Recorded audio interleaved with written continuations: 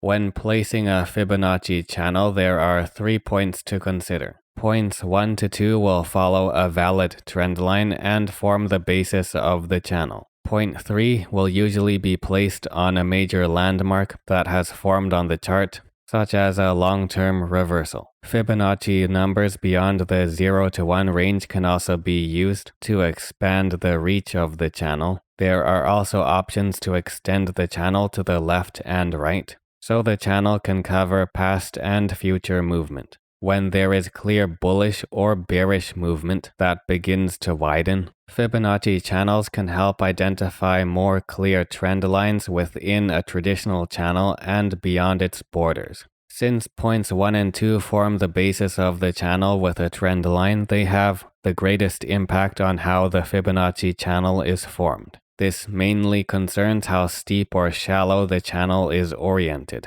Point 3 largely determines how far apart or spread out the levels are. These are the same levels based on the same ratios from other Fibonacci tools, it's just in the form of a channel. In particular, it shares elements from the Fibonacci retracement and extension along with the Fibonacci speed resistance fan.